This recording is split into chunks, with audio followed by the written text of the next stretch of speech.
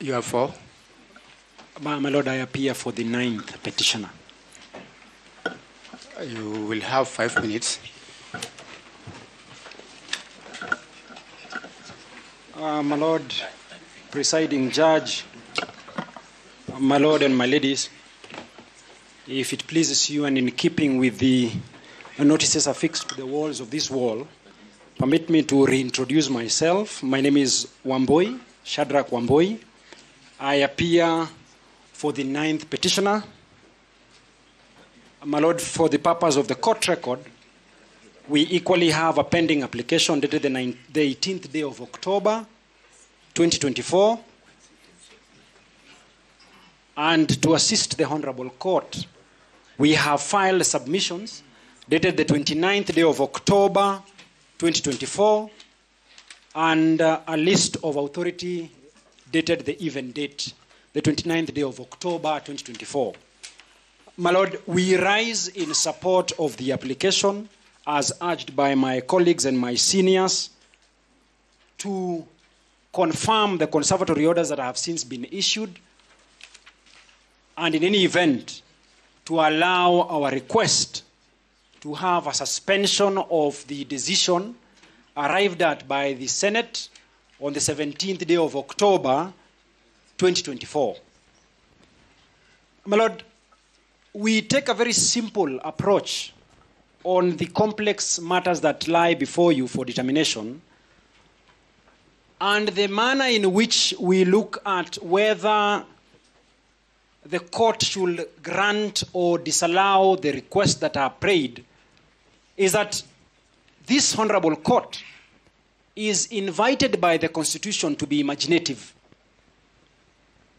The grant of orders of conservatory orders require that the court goes over and above probably the circumstances that are drawn that have necessitated the filing of a petition before court, so that the court can either, in the words of Article 22, arrest a threat to the violation of a right or a fundamental freedom.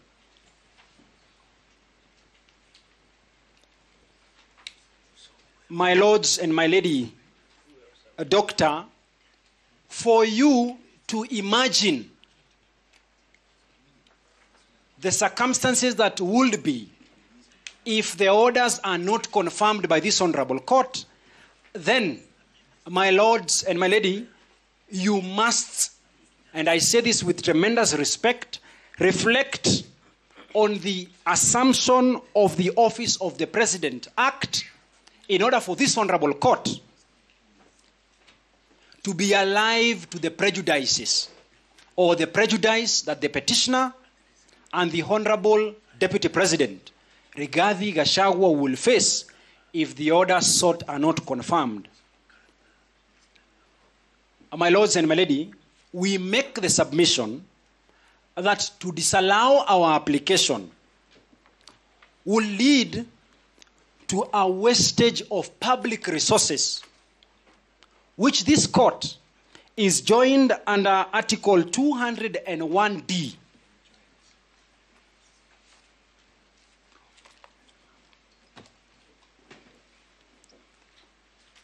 My Lord, this court is empowered or given the obligation under Article 201D of the Constitution to ensure the prudent and responsible way of the use of public resources.